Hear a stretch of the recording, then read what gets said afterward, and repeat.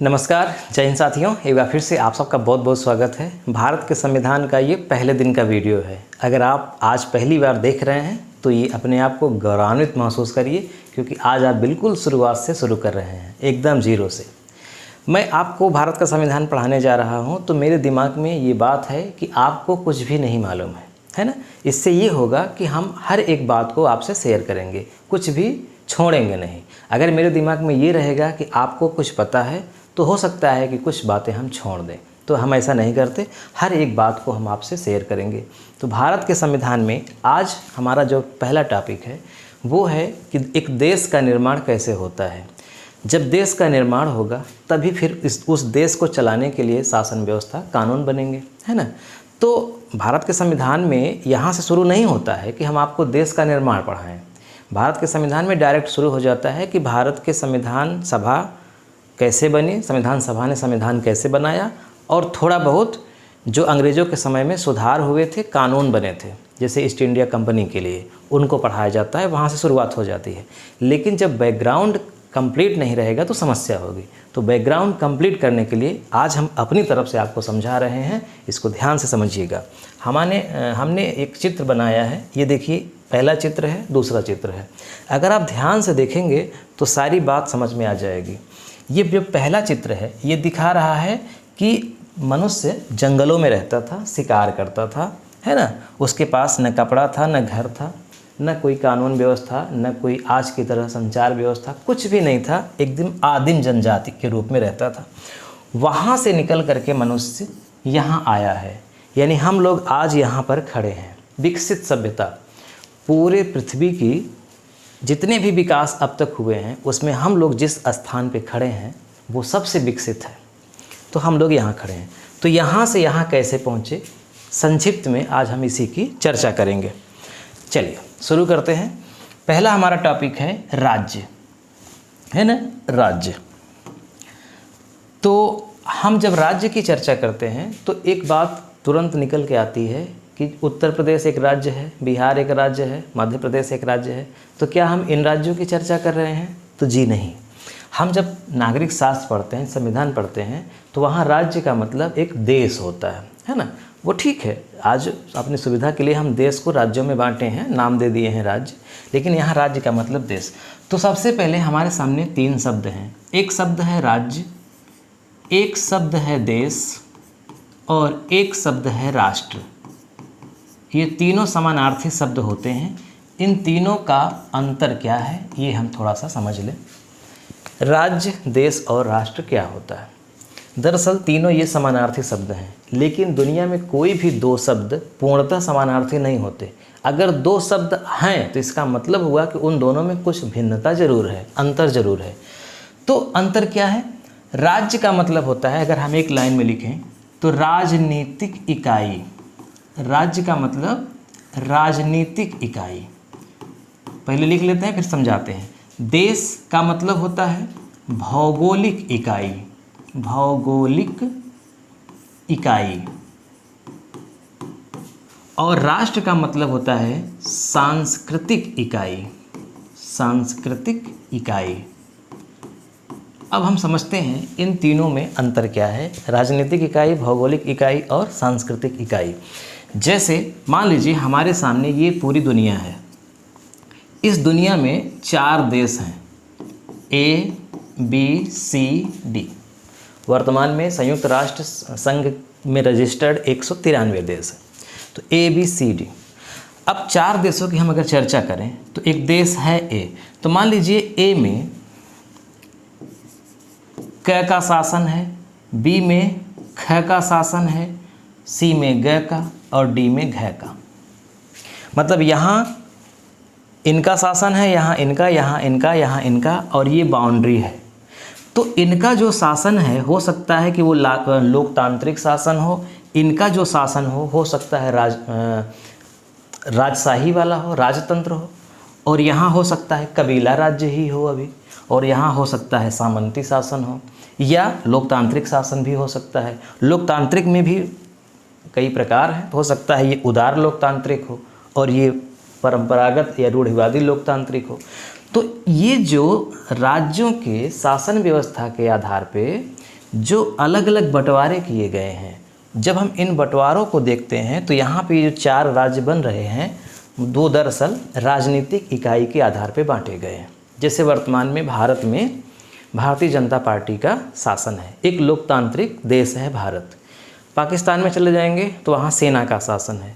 चीन में चले जाएंगे तो वहाँ लोकतंत्र है, लेकिन उस तरह का लोकतंत्र नहीं है जैसा कि भारत में है। वहाँ दूसरे तरह का लोकतंत्र है, वहाँ एक ही पार्टी है। अमेरिका में चले जाएंगे वहाँ दूसरे तरह का है। इंग्लैंड चले जाएंगे वहाँ दूसरे तरह का है। कुछ कॉमन चीज़ें हैं लेकिन अंतर है। तो इन अंतरों के आधार पे जब हम बांटते हैं तो कहते हैं कि ये फला देश है, ये फला देश है, ये फला देश है। यानी राज्य का मतलब होता है शासन व्यवस्था के आधार पे बांटा गया। इसी तरह से जब हम देश की बात करते हैं तो भौगोलिक आधार पे, यानी भारत अगर एक देश है तो भारत की सीमा कहाँ तक है, तो ये भारत अगर है तो ये भारत की चारों तरफ की सीमा है। ये जो भारत की चारों तरफ की सीमा है, इसके बाद पाकिस्तान है या बांग्लादेश है या श्रीलंका है, कुछ भी है, तो एक भौगोलिक, यानी हो सकता है कि यहाँ पहाड़ हो, यहाँ नदी हो, यहाँ समुद्र हो, झील हो, तो उसके आधार पे इसको दूसरे देश से अलग किया गया है, तो एक सीमा बनाई गई है। तो ये भौगोलिक, यानी कि पृथ्वी की जो भौगोलिक स्थितियां हैं उसके आधार पे जो सीमा का निर्धारण करके एक देश बनाया गया है। जब हम इस तरह बनाते हैं देशों को तो हम उसे क्या बोलेंगे, देश। और जब हम राष्ट्र की बात करते हैं तो सांस्कृतिक इकाई, सांस्कृतिक एक बहुत व्यापक शब्द होता है। संस्कृति से सांस्कृतिक बनता है। संस्कृत मतलब कहते हैं ना कि ये हमारी संस्कृति है, वो फला की संस्कृति है। हमारी संस्कृति बहुत अच्छी है, बहुत उन्नत संस्कृति है। मेसोपोटामिया की संस्कृति बहुत उन्नत थी, हमारी हड़प्पा संस्कृति बहुत उन्नत थी। तो संस्कृति का मतलब यहाँ कोई धर्म जाति से नहीं होता। संस्कृत एक पूरे क्षेत्र को इंगित करती है, वहाँ के रहन सहन, बोली भाषा, खान पान, इन सब को मिला करके संस्कृति का निर्माण होता है। जैसे भारत में चाहे मुस्लिम रह रहे हों, चाहे ईसाई हों, चाहे हिंदू हों, सब एक जैसे ही रहेंगे, उसी गर्मी का अनुभव करेंगे, उसी तरह उनको बेइज्जती महसूस होगी, उसी तरह उनको पुरस्कृत किया जाएगा, उसी तरह की वो भाषा बोलेंगे, है ना। तो एक नियम का पालन करते हैं। तो जिस देश में रह रहे हैं वहाँ की एक संस्कृति होती है, एक कल्चर होती है। हिंदी है तो हिंदी बोल रहे हैं, सभी लोग बोल रहे हैं, है ना। जिस तरह से अभिवादन किया जाता है उसी तरह से अभिवादन कर रहे हैं। तो जब इन संस्कृतियों के आधार पे बंटवारा किया जाता है तो उस बंटे हुए देशों को हम राष्ट्र कहते हैं। तो भारत एक राज्य है, भारत एक देश भी है और भारत एक राष्ट्र भी है। क्लियर।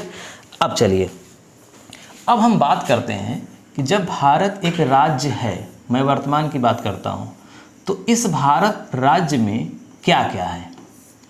तो भारत ही नहीं बल्कि पूरे दुनिया में जितने भी राज्य हैं, मुझे लगता है अब आप समझ गए होंगे। हम जब भी अब राज्य की चर्चा करेंगे तो इसका मतलब एक हम देश की चर्चा कर रहे हैं। राजनीति विज्ञान में बार बार राज्य ही नाम आता है क्योंकि राज्य का अध्ययन ही राजनीति है। राज्य और राज्य के लोग, सदस्य यानी कि नागरिक। तो एक राज्य में क्या क्या होता है। एक राज्य में होगा भूभाग। बिना जमीन के तो हम राज्य बनाएंगे नहीं, तो राज्य बनने के लिए क्या चाहिए, एक भूभाग चाहिए। फिर उस भूभाग में जनसंख्या होनी चाहिए। अगर भूभाग है लेकिन जनसंख्या ही वहाँ नहीं है तो हम राज्य कैसे कहेंगे उसको।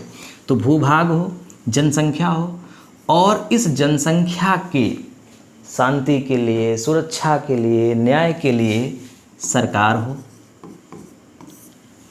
और संप्रभुता हो, यानी हम जो भी फैसले करें, हमारी सरकार जो भी फैसला करे वो किसी दूसरे देश की इच्छा पर न करे, यानी हम स्वतंत्र हों। जैसे भारत एक संप्रभु देश है, इसका मतलब भारत की संसद जो संविधान, जो नियम बनाएगी, कानून बनाएगी, वो अमेरिका से नहीं पूछेगा, इंग्लैंड से नहीं पूछेगी, किसी भी देश से नहीं पूछेगी, स्वतंत्र है। आंतरिक नीति बनाएगी उसमें भी स्वतंत्र है, और बाह्य नीति यानी विदेशी नीति बनाएगी कि हम कैसे व्यापार करेंगे उसके लिए भी स्वतंत्र है, कोई जोर ज़बरदस्ती नहीं है। तो एक राज्य में ये चारों चीज़ें होती हैं। ये राज्य के 4 पार्ट होते हैं, इन चारों से मिलकर ही राज्य बनता है। अगर ये चारों में कोई एक भी नहीं है तो वो राज्य नहीं है। जैसे संयुक्त राष्ट्र, संयुक्त राष्ट्र में जनसंख्या है, भूभाग है, सरकार है, संप्रभुता है, क्या नहीं है, तो भूभाग नहीं है, इसलिए वो राज्य नहीं है। हम अगर उत्तर प्रदेश की बात करें तो उत्तर प्रदेश भी एक राज्य नहीं है। भले भूभाग है एक बाउंड्री है उत्तर प्रदेश की, जनसंख्या है उत्तर प्रदेश की, उत्तर प्रदेश में सरकार है, लेकिन उत्तर प्रदेश में संप्रभुता नहीं है। यानी उत्तर प्रदेश के लोग अमेरिका से कैसे व्यापार किया जाएगा इस पर कानून नहीं बना सकते। उत्तर प्रदेश की विधानसभा ये इस पर कौन कानून बनाएगा? भारत की संसद बनाएगी। तो इस तरह से भारत एक राज्य है क्योंकि उसमें ये चारों चीज़ें हैं। अब इतनी बात समझ में आ गई। अब समझिए ध्यान से, हम जब बात करते हैं कि हम आज के राज्य, जो अभी हमने चित्र बनाया था ना, बड़ी बड़ी बिल्डिंग थी, उन्नत सभ्यता थी, तो यहाँ तक पहुँचे कैसे हैं, ये थोड़ा सा संक्षिप्त में हम जान लें तब क्लियर होगी बात। तो सबसे पहले मैं एक नाम लेता हूँ, कार्ल मार्क्स। इनका आपने नाम खूब सुना होगा, कार्ल मार्क्स। सारे दुनिया के मज़दूरों एक हो जाओ। और आपने सुना होगा इनके लिए एक नाम, धर्म के बड़े विरोधी माने जाते हैं, तो एक वाक्य सुना होगा कि धर्म एक अफीम है ना। तो इस तरह से कुछ इनके लिए कहावतें हैं, जो इन्होंने कहा था सही भी है। लेकिन कार्ल मार्क्स किस लिए फेमस हैं? कार्ल मार्क्स जो हैं वो राजनीति के क्षेत्र में बड़ा काम किए हैं, इसलिए वो प्रसिद्ध हैं। कार्ल मार्क्स ने जो हमारा इतिहास है या दुनिया में किसी भी देश का इतिहास है, उसका इन्होंने एक चक्र बनाया कि एक देश किन चक्रों से गुजरता है। जैसे पहला चक्र, दूसरा चक्र, तीसरा, चौथा, पांचवा, छठवां, और ये चक्र चलता रहता है। वो चक्र क्या है? तो हम नाम लिख देते हैं। इन्होंने कहा कि कोई भी एक देश हो, यानी एक तरह से कोई भी सभ्यता जब विकसित हो रही है, जैसे हमारी भारतीय संस्कृति सभ्यता है ना, ये तो विकसित ही हुई है ना, पहले ऐसा था नहीं। जैसे आज के समय में कंप्यूटर है, मोबाइल है, तो आज से 50 साल पहले तो नहीं था। तो जो आज सुख सुविधाएं हैं वो 50 साल पहले नहीं थी, और जो 50 साल पहले सुख सुविधाएं थी वो उसके 50 साल पहले नहीं थी, उसके पहले और नहीं थी। तो ये विकास के क्रम में आज हम पहुँचे हैं। आज जितनी व्यवस्थाएँ हैं, हो सकता है आज से 50 साल के बाद आज से 100 गुनी ज़्यादा व्यवस्था हो जाए, है ना। तो इन्होंने क्या बताया? इन्होंने बताया कि कोई भी सभ्यता जब विकसित होती है तो सबसे पहले वो आदिम अवस्था में होती है, और इसका इन्होंने नाम रखा आदिम साम्यवाद। ध्यान से समझिएगा, आप यकीन मानिए कि भारत का संविधान इतना अच्छे से समझ जाएंगे कि जिसकी आपने कभी कल्पना नहीं की होगी। लेकिन पहले पूरा बैकग्राउंड आप समझ जाइए। आदिम साम्यवाद, आदिम साम्यवाद के बाद इन्होंने दूसरा रखा नाम दासता। तो पहला, दूसरा, तीसरा, चौथा, पांचवा, ऐसे ऐसे आगे आएगा। तो पहले आदिम साम्यवाद के बारे में समझते हैं।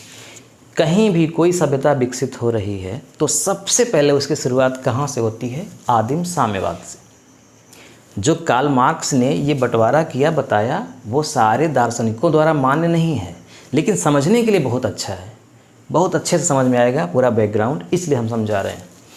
आदिम साम्यवाद यानी सबसे पहले, जैसे हम पाषाण काल पढ़ते हैं तो वहाँ पे क्या था? कोई इस व्यवस्था नहीं थी हमारे पास। मनुष्य जंगलों में रहता था, और उस जंगलों में मनुष्य के पास न घर था, न कपड़ा था पहनने के लिए, और भोजन भी नहीं था। तो भोजन के लिए क्या करता था? वो शिकार करता था, या कंदमूल खाता था, या फल खाता था। तो इस तरह से वहाँ कोई ऊंच नीच नहीं था, और पूरी तरह से समानता थी।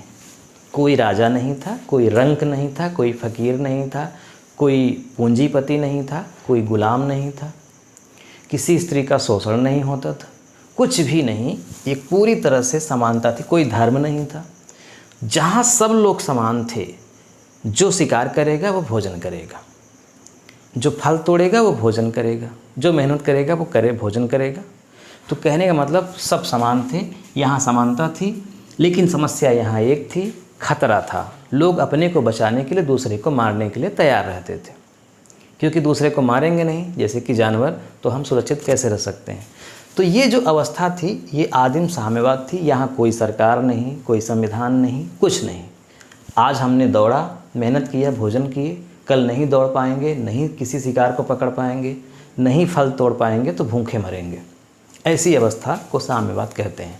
यहाँ से जब दुनिया आगे बढ़ती है है ना। सभ्यताएं विकसित होती हैं, परिवर्तन ही संसार का नियम होता है। तो जब यहाँ से सभ्यताएं आगे बढ़ती हैं तो इसके बाद इस स्थिति में पहुँचती हैं जिसका नाम है दास्ता। दास्ता में क्या होता है कि अधिशेष उत्पादन होता है। एक शब्द है अधिशेष, अधिशेष उत्पादन। अधिशेष उत्पादन से ही सारी समस्याएं और सारी सभ्यताएं विकसित हुई हैं। अधिशेष उत्पादन का मतलब होता है कि जैसे मनुष्य है, मनुष्य जितना मेहनत कर रहा है उतना उसको भोजन करने के लिए प्राप्त हो रहा है। कंदमूल फल वो तोड़ा, किसी जानवर का शिकार किया, अपना पेट भरा, कुछ वो रखा नहीं कल के लिए। ये यहाँ था, लेकिन यहाँ से जब विकसित हुआ मनुष्य तो क्या हुआ कि वो अपना पेट भरने के अलावा कुछ अतिरिक्त बचा लिया। जैसे उसने मान लीजिए खेती करना शुरू किया तो खेती में इतनी फसल हो गई कि उससे वो अपना पेट भी भर सकता है और कुछ बचा के रख भी सकता है। तो जो बचा के रख सकता है यानी कि खाने के अलावा जो बच गया वही अधिशेष उत्पादन होता है। जब ये पहली बार अधिशेष उत्पादन हुआ तो क्या हुआ, अधिशेष उत्पादन जैसे ही होता है तो जो बचता है पूंजी यानी कि फसल जो भी कहें, तो जो धन ही इसका नाम रख देते हैं, जो धन बचता है तो ये धन कई चीज़ें लेकर आता है। जैसे ये धन रखा क्यों गया, कल के लिए कि आज हमारे पास अतिरिक्त हो गया है, रख देते हैं, कल नहीं होगा तो कल हम खाएंगे। तो ये धन जो है इसके सुरक्षा करनी पड़ेगी कि कोई हमारा धन उठा न ले जाए, कोई चोर चोरी न कर ले। तो धन की सुरक्षा करने की अब चिंता होगी। यहाँ धन की सुरक्षा करने की चिंता नहीं थी क्योंकि धन तो था ही नहीं। यहाँ धन की सुरक्षा करने की चिंता हो गई। अब यहाँ पे अधिक धन की भूख होगी। भाई जैसे 3 लोग हैं, एक ने 1 किलो बचाया, दूसरे ने 2 किलो बचाया, तीसरे ने 1.5 किलो बचाया। तो यहाँ पे जो अधिक बचा लिया है उसका सम्मान भी ज़्यादा होगा, यानी वो अमीर माना जाएगा, है ना। तो जो अधिक बचाएगा उसका सम्मान बढ़ता जाएगा, वो बड़ा इंसान होता चला जाएगा। तो इस क्रम, अच्छा दूसरी चीज़ कि हम जितना ही अधिक बचा लेंगे उतना ही कल के लिए हमारे लिए ठीक रहेगा, हमारे बच्चे खाएंगे, हम भी बिना मेहनत के खा सकते हैं क्योंकि आज हमने बचा के रखा है। तो अधिक धन की लालसा यहाँ से हुई। अब जब अधिक धन की लालसा यहाँ से हुई तो बहुत सारी चीज़ें होती हैं। तो यहाँ पे जो शब्द आया है दास्ता, ये कहाँ से आ गया, यहाँ इस अधिशेष उत्पादन की वजह से 3 वर्ग बन गया। 3 वर्ग। दुनिया में हमेशा 3 वर्ग होता है मुख्य रूप से। एक होता है बुद्धिमान वर्ग। बुद्धिमान का मतलब सामान्य से अधिक जिसको बुद्धि हो, IQ लेवल जिसका लगभग 120 से ऊपर हो, उसको बुद्धिमान कहा जाता है। ऐसी व्यक्तियों की संख्या हर समाज में 25% होती है औसतन। इसके बाद दूसरे प्रकार के मनुष्य होते हैं सामान्य, मतलब मैं आज की भी बात कर रहा हूँ, आज भी ऐसा ही है हमारे देश में, दुनिया में इस समय वर्तमान में 25% लोग सामान्य से अधिक बुद्धि वाले हैं, 50% लोग सामान्य बुद्धि वाले हैं, यानी न अधिक बुद्धिमान है न कमज़ोर हैं, और यहाँ कम बुद्धि वाले हैं, और इनकी भी संख्या है 25%। तो यकीनन जिनके पास बुद्धि ज़्यादा है, बुद्धिमान ज़्यादा है, वो धन भी अधिक बचा लेंगे अपनी बुद्धि का प्रयोग करके, क्योंकि उनको चिंता है कल की, है ना, बड़ा बनने की। तो वो अधिक बुद्धि का प्रयोग करके अधिक धन बचाएंगे। सामान्य वाले उनसे थोड़ा धन कम बचाएंगे, और जो कम बुद्धि वाले हैं वो बिल्कुल भी नहीं बचा पाएंगे। उनको जो मिलेगा भी, जो कि वो बुद्धिमान नहीं है, तो वो गंवा देंगे। तो ये लोग जो कम बुद्धि वाले हैं 25%, ये क्या करेंगे, इनकी सेवा करेंगे, मतलब इनका काम करेंगे, क्योंकि इनके पास अब काम हो गया है, इनके पास अधिशेष उत्पादन हो गया है, उसकी सुरक्षा करनी है। या ये जो फसल बो रहे थे छोटे से खेत में, अब इनको बड़ा खेत चाहिए, कल इतना बचा रहे थे अब इतना बचाएंगे, तो इसके लिए इनको नौकर चाहिए। तो ये लोग इनके यहाँ नौकरी करेंगे, और धीरे धीरे ये लोग अपनी बुद्धि का प्रयोग करके कि ये लोग कभी आगे न बढ़ जाएं, तरह तरह की रचनाएं करेंगे, ग्रंथ लिखेंगे, कानून लिखेंगे कि आप कभी भी हमारे बराबर नहीं हो सकते। इस पर कभी हम चर्चा करेंगे आगे। मैं हिंट दे रहा हूँ कि आपको यहाँ से कितनी दूरी तक मैं ले जा सकता हूँ, कितनी गहराई की बात यहीं से है। तो ये लोग इनको क्या करेंगे, दास बना लेंगे। तो ये दासता की शुरुआत होती है अधिशेष उत्पादन की बात। अब ये लोग दास हो गए, यानी दो वर्ग हो गया, एक मालिक और एक दास। धीरे धीरे धीरे धीरे सभ्यता आगे बढ़ी तो वो तीसरे स्टेज पे पहुंचती है और उसका नाम क्या होता है, सामंतवाद। सामंतवाद, ये सामंतवाद 15वीं शताब्दी तक चला है, यानी आज से 400-500 साल पहले तक था। पूरा मध्यकाल सामंतवाद ही है। सामंतवाद में क्या हुआ समझिए ध्यान से। सामंतवाद किसको कहते हैं? सामंतवाद इससे तो अच्छा ही है, अब आगे वालों से अच्छा नहीं है जो आगे होगा। तो सामंतवाद जब होता है तो सामंतवाद में क्या होता है कि जो ज़मीन है वो केंद्र में आ जाती है। अभी यहाँ पे ज़मीन थी, ज़मीन में फसल उगाई जा रही थी, लेकिन वो ज़मीन बहुत काम की थी नहीं, उस ज़मीन पर बहुत ध्यान था नहीं।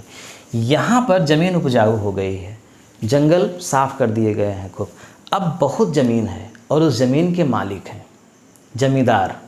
वो जमींदार क्या करेंगे, नौकर रखेंगे, दास रखेंगे, काम करने वाले लोगों को रखेंगे। तो यहाँ पर दो वर्ग बन जाएंगे, एक वर्ग बनेगा जमींदार और एक वर्ग बनेगा मजदूर। दास तो नहीं है, उतनी कठोरता नहीं है, दास के रूप में ही है लेकिन उतनी कठोरता नहीं है, लेकिन यहाँ पे मजदूर हैं और यहाँ पे ये जमींदार है। ये पूरा मध्यकाल में ऐसा ही था। अब ये जमींदार लोग अपनी इस जमींदारी को बचाने के लिए, अपनी ये जो नियम कानून है इसको बचाने के लिए धर्म का सहारा लेंगे। धर्म में बताएंगे कि ये ईश्वरीय नियम है, ऐसा ही होता है। आप ईश्वरीय नियम के तहत पूर्व जन्म के अनुसार मजदूर बने हैं, कम बुद्धि इसीलिए है, आप सेवा करिए। तरह तरह की बातें ये लोग लिखेंगे, करेंगे और धर्म के आड़ में शोषण करेंगे इनका। इस तरह से दो वर्ग हो जाएगा, एक बहुत ही अमीर और एक बहुत ही गरीब। और गरीब ही क्या, उसको तो मनुष्य होने का दर्जा ही नहीं है, वो तो एकदम इनके यहाँ गुलामी कर रहा है। अब इस व्यवस्था को ही सामंतवादी व्यवस्था कहेंगे।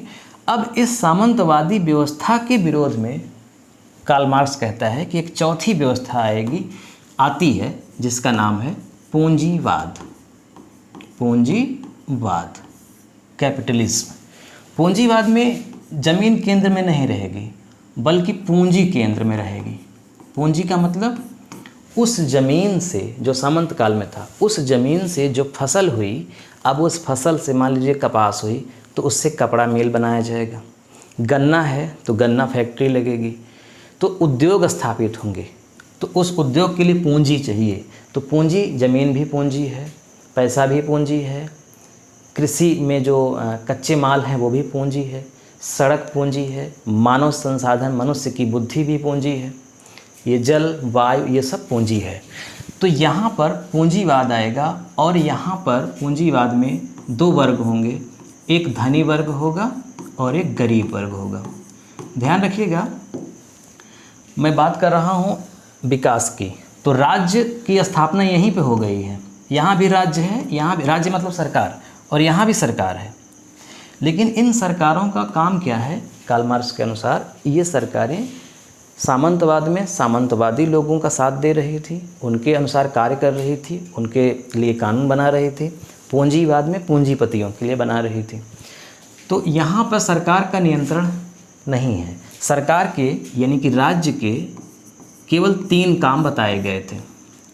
एक तो शांति स्थापित करना, एक सुरक्षा स्थापित करना और एक न्याय। यानी जो राज्य बन रहे थे, अभी हम आगे चर्चा करेंगे कि राज्य कैसे बना, मतलब राज्य का मतलब यहाँ पे जो सरकार है वो क्यों बनाई गई कि हमारे ऊपर शासन करो, ऐसा लोगों ने क्यों स्वीकार किया।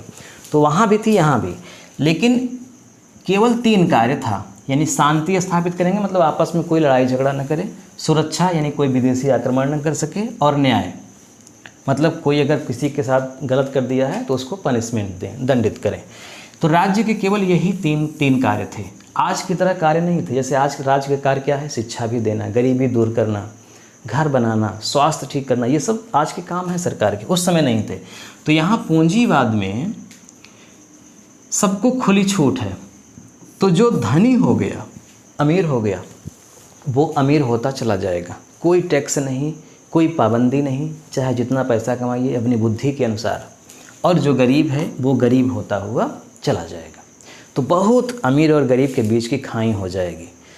तो इसके विरोध में ये गरीब लोग क्रांति करेंगे और फिर पांचवी अवस्था आएगी समाजवाद की। समाजवाद, अब इसी की ठीक उल्टी अवस्था हो जाएगी समाजवाद। समाजवाद में क्या होगा, सरकार तो यहाँ भी रहेगी, लेकिन ये सरकार पूंजीपतियों की नहीं बल्कि ये सरकार गरीबों के लिए काम करेगी। गरीबों की यानी मजदूरों की, कृषकों की सरकार होगी। और इस सरकार का पूरी शासन व्यवस्था, पूरे कामकाज, पूरे उद्योग पर नियंत्रण होगा।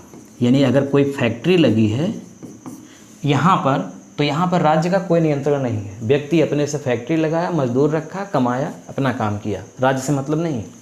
यहाँ पर फैक्ट्री राज्य लगा रहा है, या लोगों ने लगाया भी था तो राज्य ने उस फैक्ट्री को खरीद लिया, अब अपने हिसाब से ये बांटेगा।